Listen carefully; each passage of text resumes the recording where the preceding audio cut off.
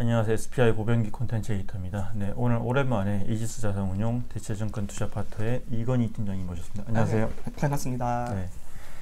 네, 오늘 저희가 얘기해 볼 주제는 이제 물류센터에 네. 관한 건데요. 이제 팀장님께서 이제 연초에 그 프롤로지스의 어떤 전망, 네, 프롤로지스 같은 경우에 전세 제일 큰 이제 물류센터 리츠고, 네.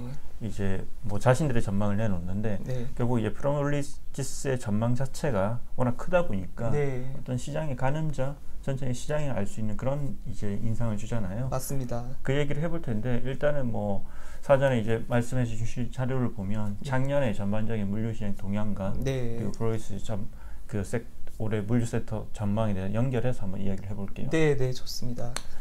작년에 이제 보면 이제 전반적인 이제 부동산 시장은 안 좋았고요. 금리 인상 여파로 안 좋았는데 이 물류 쪽에서 보면 가장 얘기가 많이 나왔던 것 중에 하나가 여기 아마존이에요. 네, 맞습니다. 아마존이 계속 확장 기조를 보이다가 실적도 둔화됐고, 맞습니다. 또 약간 이렇게 이제 전대라든지 기존에 이제 매입했던 자산들을 매각한다고 하면서 좀 이슈가 됐잖아요. 네. 뭐 실제 이제 이 아마존의 어떤 임차 공간 축소가 어떤 의미가 있다고 보십니까? 아, 네. 사실 말씀해 주신 것처럼 사실 2022년에 글로벌 리츠가 본격적으로 하락장에 들어섰던 그 포인트가 됐던 게 이 아마존에서 1분기 실적 발표할 때 자기네들이 이제 임차 공간을 너무 많이 확보한 것 같다. 그쵸. 이제 전대를 해주겠다. 아니면 그 뒤에 나온 뉴스로는 개발하는 것도 더 이상 못할 것 같다. 이런 식의 부정적인 얘기가 계속 나오다 보니까 사실 그때부터 이 물류 리츠, 이 물류 섹터를 시작으로 리츠들이 계속 빠지기 시작했습니다. 그리고 그 이후에 이제 금리 인상 이슈까지 더해지면서 더 약세를 보였는데, 이제 그런 차원에서 그렇다면 그때 발표했던 이 아마존의 실제 그 목표가 어떤 트렌드가 보였나 보면, 제가 생각했을 때는 그때 당시에 좀 더 두려움이 좀 더 컸던 것 같다, 시장에서. 왜냐하면 실제로 나타났던 걸 보면 그것만큼 큰 임팩트를 주지도 못했고, 네네. 또 예상했던 것만큼 실제로 그렇게 큰 하락세를 보이지는 않았거든요. 프롤로지스도 계속 그런 얘기를 했죠. 네. 뭐 사실 실제로 자기들 이제 전체 임차인 비중 중에 아마존 비중이 한 5% 정도. 네, 맞습니다. 네, 5% 정도밖에 안 됩니다. 네, 네. 크지가 않고, 그리고 이제 뭐 아마존 외에도 네. 이제 많다.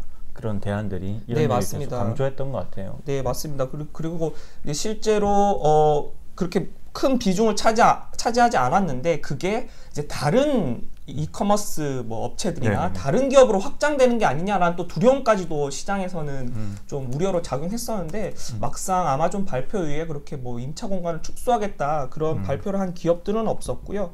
그리고 실제로 아마존 역시도 원래 목표로 했던 게 이제 3천만 제곱피트 정도의 네네. 이제 임차 공간 축소를 하겠다 했는데, 시장에선 그게 기존 공간을 다 이만큼 다 줄이는 거 아니냐 했지만, 실제로는 이제 신규 오픈한 거를 좀 지연하고 아니면 뭐 개발 물량을 좀 축소하고 이러면서 그러니까 예상했던 것만큼은 그렇게 실질적인 임팩트가 있는 축소는 아니었던 것 같습니다. 네.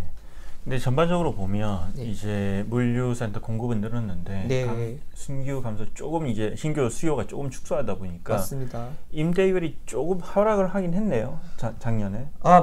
사실 임대율은 아주 큰 하락은 아니지만 하락이 시작되긴 했습니다. 네네네네. 맞습니다. 그래서 근데 이제 상장 리츠 기준으로는 이제 지금 실적 발표가 막 일어나고 있는데, 임대율이 그래도 4분기까지는 계속 상승세를 보여서 네네.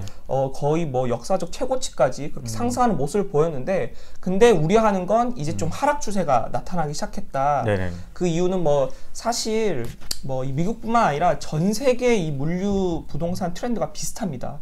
이커머스라는 이 큰 흐름 속에서 수요가 막 오르면서 공급도 따라서 어마무시하게 이제 따라 붙었죠. 근데 이게 이제 그러다 보니까 가격 역시 캡레이트가 너무 낮아지는 그런 형상이 나타났고, 이게 금리 인상 시기에 맞물려서 이 부동산 가격 하락과 그 다음에 이 공급 과잉 이슈가 생겨버렸습니다. 경기 침체 우려까지 나타나면서, 그러한 요인 때문에 미국 역시도 지금 공급이 너무 많아져서 이렇게 한동안은 만약에 이거를 커버하지 못하는 수요가 발생하지 않는다면 이렇게 임대율은 하락할 수밖에 없다라고 지금 전망되고 있는 상황이긴 합니다.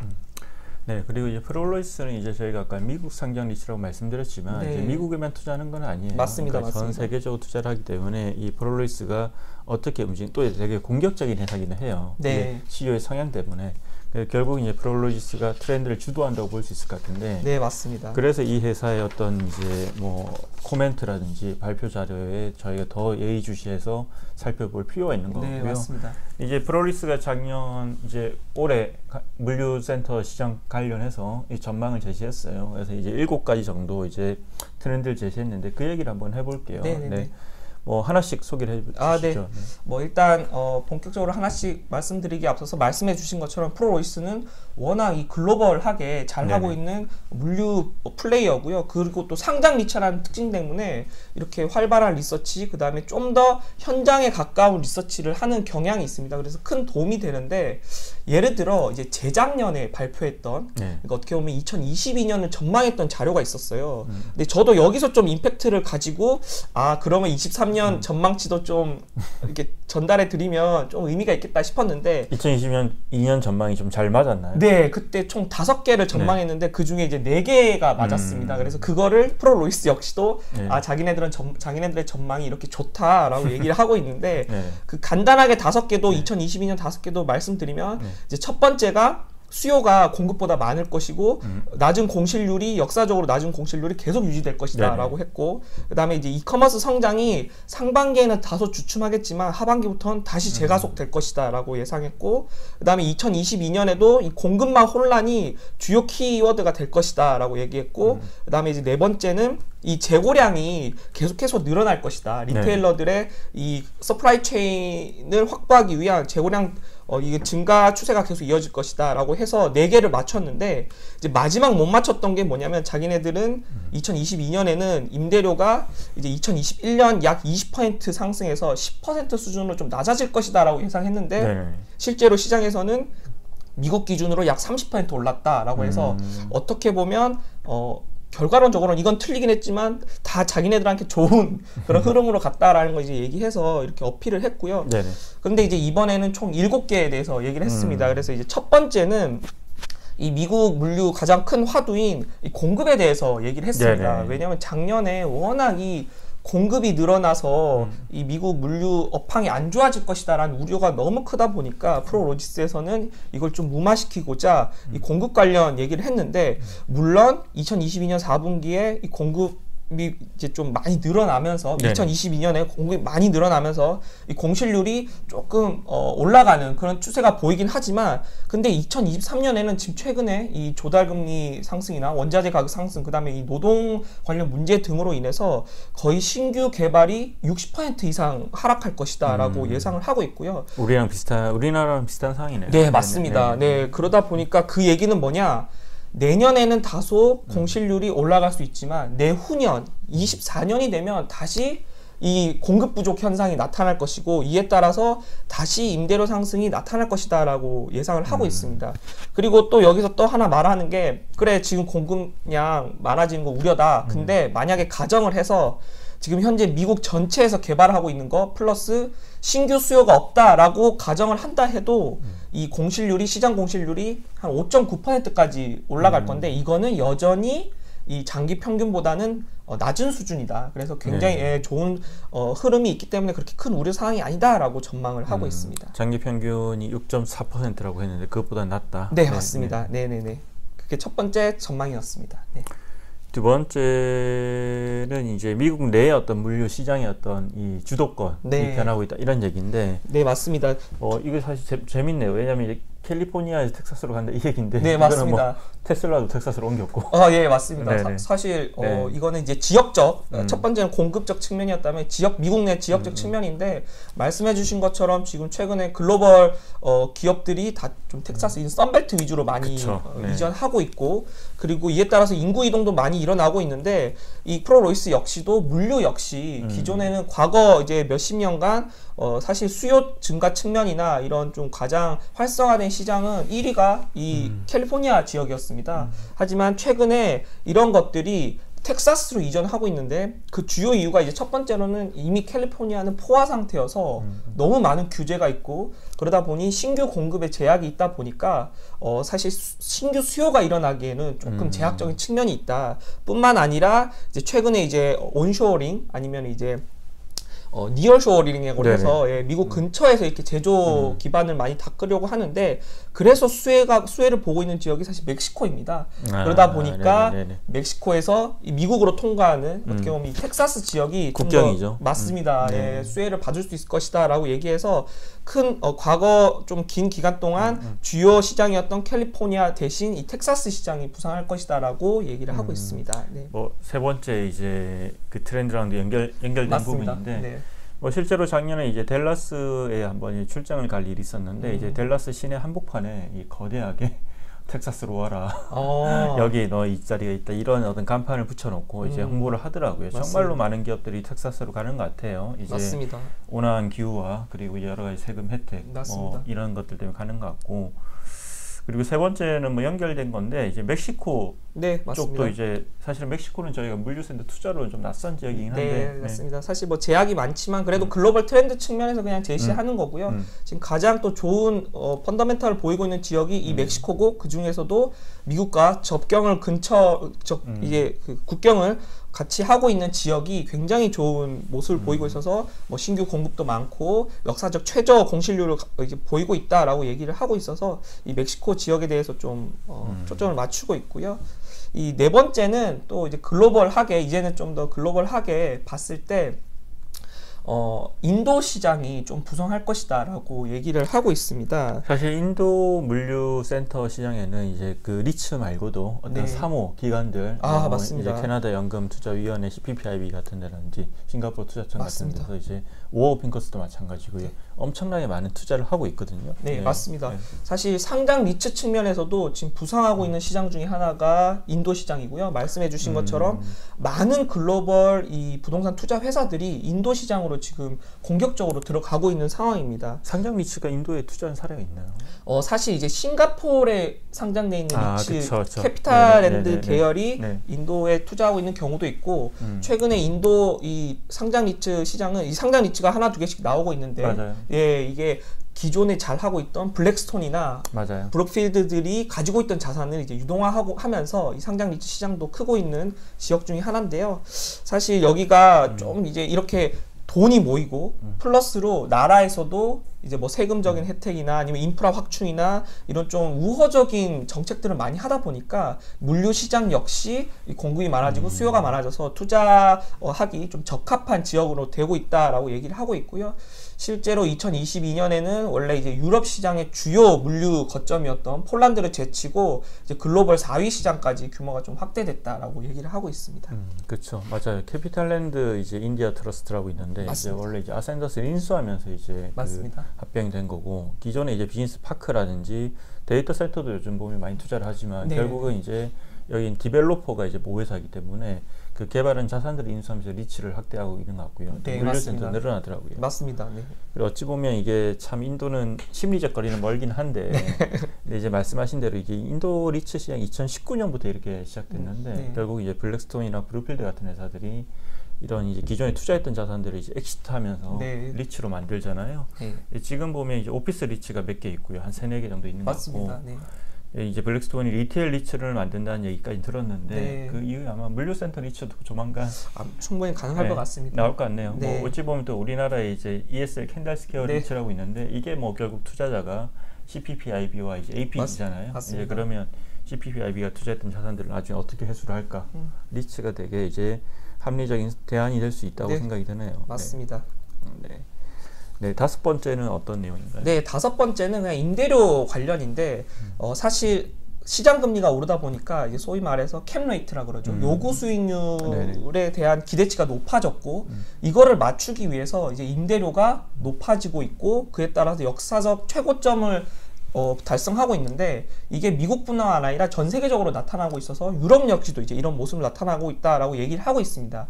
근데 또 하나 여기서 얘기하고 있는 게 근데 최근에 이렇게 금리가 상승하고 또 거래량도 줄어들고 가격도 조정을 받고 있는데 그러면 이제 사실 NOI가 그대로인 상태에서 이 자산 가격이 줄어들면 네. 캡레이트도 올라갑니다. 그래서 사실 가만히 있어도 캡레이트가 올라가는 측면이 있는데 여기서 말하는 건 이 부동산 가치 하락은 조금 타임 레깅이 있다. 조금 지연되는 측면이 있어서 본격적인 하락이 이제 2023년 하반기에 나올 거기 때문에 그 전까지는 그래도 이 임대료 상승 추세가 좀 이어질 수 있다라는 뉘앙스로 이제 전망을 하고 있습니다. 네, 알겠습니다. 이건 약간 프로리스의 바람 같기도 한데. 네, 맞습니다. 예. 여섯 번째 얘기 한번 들어보죠. 이커머스 수요가 여전히 뭐 올해도 반등해서 2021년이 최고였잖아요. 맞습니다. 뭐 맞습니다. 그만큼 좋을 거다 이런 얘기였는데. 네, 또 뭐 이거 역시 뭐 프로리스가 되게 맞습니다. 사실 바라는 점이기도 하고 프로리스가 말하는 점은 이제 2020년, 2021년 팬데믹으로 사람들이 갇혀 있다가 폭발적인 리테일 수요가 일어났었는데 2022년에는 이제 충분히 사람들 경험할 거 다 했다. 이제는 다시 이커머스 소비로 올 것이다 라고 예상을 하고 있는 그런 트렌드고요. 그래서 이커머스가 이제 지난 2021년에 최고의 성장률과 그런 어떻게 보면 이제 침투율이라 그러죠. 리테일 판매 대비 이 온라인을 통한 판매가 최고치를 이뤘는데 이게 2022년에 잠시 주춤했다가 다시 2023년부터는 치고 올라갈 것이다 라고 예상을 하고 있고요. 그래서 이 침투율이 2019년 팬데믹 이전에는 한 15% 수준이었다가 2025년은 이제 25%를 예상하는데 이걸 달성하기 위해서 꾸준한 상승세를 이제 이뤄갈 것이다 라는 게 이 프로리스의 전망입니다. 어떻게 보면 좀 바람도 좀 섞인 거고요. 그리고 실제로 이러한 걸 좀 뒷받침하는 것 중에 하나가 여전히 리테일러와 이런 유통업자들에게 이렇게 배달하는 것 이거에 대한 비용을 절감할 수 있는 부분이 크다라고 프로리스는 보고 있어요. 그래서 관련 서비스가 더 발전하거나 아니면 이런 물류 거점들을 활용하거나 아니면 뭐 풀필먼트 센터를 좀 더 효율적으로 하거나 이런 식으로 해서 충분히 비용을 낮추면서 발전할 여지, 비용을 더 낮출 여지가 있기 때문에 이쪽으로 계속 성장을 할 것이다라고 전망하고 있습니다. 마지막 7번째가 친환경 물류 창고인데 뭐 ESG 얘기인 거잖아요. 맞습니다. 사실은 이제 뭐 물류센터 자체가 ESG에 좀 민감한 자산이 해요. 이제 뭐 이런 환경 문제뿐만 아니라 환경 모든 자산에 공통적으로 적용되지만 어찌 보면 이게 님비 현상의 어떤 원인이 될 수도 있고요. 이제 보통은 이제 교통 혼잡을 유발하고 또 소음도 있고 하기 때문에 그리고 이제 지자체의 어떤 세수 측면에서는 그렇게 긍정적이지 않다는 얘기도 있어요. 맞습니다. 그러다 보니까 이게 규제가 많은데 뭐 어찌보면 뻔한 말인가요? 사실 이제 7번째 요즘 사실 외국 기업들은 어딜 가나 어느 자료에나 빠지지 않는 게 ESG 관련이고요. 그래서 이걸 좀 강조한 것 같은데 말씀해 주신 것처럼 이 사회적인 좀 님비가 큰 이 부동산이 물류입니다. 그래서 아까 캘리포니아 역시 조금 공급이 제한적인 요인이 여기에 거주하고 있는 사람들이 워낙 세게 반발하다 보니까 이제 신규 공급이 제약이 있는 거고요. 이러한 측면에서 이 물류 부동산도 이제 ESG 관련해서 충족을 해야 된다라는 트렌드가 있는데 여기서 이제 얘기하고 있는 게 사실 그 물류 부동산이 무슨 ESG를 할 수 있냐라고 봤을 때는 크게는 제가 봤을 땐 두 개인 것 같아요. 첫 번째는 이 지붕에 솔라 패널을 설치를 해서 이 태양광 발전을 함으로써 이제 어떻게 보면 친환경 에너지를 사용하는 것. 두 번째로는 이 물류 부동산의 또 핵심이 트럭들 아닙니까? 또 이 배송하는 이런 것들을 이제 전기 자동차를 활용할 수 있게끔 충분한 인프라를 세팅하는 게 두 번째가 될 수 있어서요. 그래서 프로리스도 이제 말하는 게 이 태양광 패널 그리고 전기차 충전소 이거 관련해서 계속 확장이 될 것이고 그리고 여기서 전망하기로는 작년에 있었던 이런 유럽 내 전쟁으로 인해서 에너지 가격이 굉장히 좀 요동치는 모습을 보였는데 이러한 에너지 가격의 불안정성과 이런 정부들의 규제 이런 것들이 더해져서 점점 이런 ESG 관련한 것도 가속화될 것이다 라고 전망하고 있습니다. 사실 전기차면서도 약간 놀랬던 게 이게 정말 빠르게 보급되고 있는 것 같아요. 제가 이제 주말 동안 잠깐 이제 진주에 갔다 왔는데 이제 그 고속도로를 한 4시간 정도 타야 되거든요. 그러면 중간에 휴게소를 들르는데 충전소가 놀랄 정도로 많이 늘었더라고요. 전기차 충전소도. 그래서 아마 이제 환경 관련 측면에서 보면 최근에 이제 CBRE-IM도 어떤 이런 전기차로 운행되는 트럭을 지원하기 위한 플랫폼 회사에 투자를 했던데 그런 것들은 이제 당연히 늘어날 것 같고요. 또 어찌 보면 이제 소셜 뭐 이런 측면에서 보면 이제 일본의 물류 회사들도 보면 이제 거기는 또 우리보다 좀 도심에 가깝다 보니까 이제 스포츠 체육 시설이라든지 어떤 리테일 시설들 넣어가지고 지역 주민들도 함께 항유할 수 있는 그런 식으로도 많이 ESG 관점에 노력을 하더라고요. 맞습니다. 제가 이제 전반적으로 7가지 얘기 들어보니까 약간 확률이 잘 맞을 수밖에 없는 이유가 있긴 하네요. 네. 그리고 이제 보면 이제 7가지 중에서 이제 뭐 어떠세요? 이제 팀장님 보시기에는 네. 사실 뭐 맞을 것 같은 거, 틀릴 것 같은 게 있으세요? 사실 몇 개는 너무 큰 그림으로 제시를 해서 뭐 예를 들어 지역적으로 뭐 텍사스, 뭐 인도 그쵸? 이런 거는 뭐 큰 흐름이다 보니까 네. 이런 거는 이제 하는데 사실 제가 초점을 맞췄던 건 첫 번째 이제 공급량이 줄어들면서 네네네. 2024년 되면 다른 추세를 보일 것이다라는 그런 것과 그다음에 이제 두 번째로는 제가 조금 더 초점을 맞췄던 건 이제 그 이커머스의 좀 성장 이거를 네네. 다시 관심을 가질 때가 됐다라는 거. 사실 나머지는 좀 뻔한 얘기일 수 있지만 이 두 개는 조금 그래도 의미가 있다고 생각해요. 예. 그쵸. 왜냐하면 사실 저도 이제 리츠를 투자하다 보면 굉장히 많은 전망과 굉장히 많은 이런 그 자료들을 보는데 네. 이 물류가 좀 많이 갈리는 섹터 중에 하나였습니다. 작년까지만 해도. 그쵸. 네네. 누구는 너무 부정적으로 보고요. 이제 네. 끝났다. 가격 본격적으로 조정 날 것이고 임대료 하락할 것이다 라고 보고 있는 반면에 이제 누구는 여전히 좀 견주하다라고 보고 있는데 이 프로리스가 사실 이 전망들이 이게 긍정적인 쪽입니다. 그래서 사실 조금 부정적인 전망들이 많은 시기에 또 이런 것들도 보면 또 다른 시각을 볼 수 있지 않을까 싶어서 저는 이제 이러한 좀 전망들이 좀 더 의미가 있지 않나 싶습니다. 그렇죠. 프로리스는 또 작년에 대형 M&A도 한번 했죠. 네, 워낙 큰 네, 이제 네, 물류 네. 1, 2위 회사가 합쳐졌고요. 네. 저도 이제 7개 전망을 보니까 일단 캘리포니아에서 텍사스로 이제 중심축 이동한다. 뭐 이건 틀릴 것 같지는 않고요. 네. 그리고 니쇼링 이것도 니어쇼링도 뭐 사실은 그냥 큰 그쵸, 트렌드이기 트렌드죠. 때문에 네. 네, 인도도 뭐 말할 것도 없고요. 네. ESG도 마찬가지고 맞습니다. 결국은 이제 나머지 3개 말씀하셨던 일본도 저는 아까 처음 말씀하셨던 이 뭐였죠? 공급 감소. 네, 이것도 뭐 사실 어느 정도는 예상이 되는 부분인 것 같고요. 네. 이제 제일 이제 좀 뭐 흥미로운 건 이커머스인데 네. 과연 이게 이제 프로리스 생각하는 대로 뭐 역사적으로 두 번째로 좋은 해가 될지는 네. 뭐 내년 초에 보면 되겠네요. 이제 조만간 또 네. 내년에 또 이제 네. 하겠죠. 자기가 맞았다 네. 틀렸다 이런 거. 그렇죠. 프로리스가 막 7개 중에 6개 맞았다고 자랑할 게 아니라 이게 맞냐 안 맞냐가 되게 중요한 맞습니다. 이슈일 것 같아요. 맞습니다. 네. 핵심 전망이 맞아야죠. 네. 알겠습니다. 프로로시스를 통해서 본 올해 물류센터 시장에 대한 전망을 이야기 나눠봤습니다. 고맙습니다. 네, 감사합니다. 네.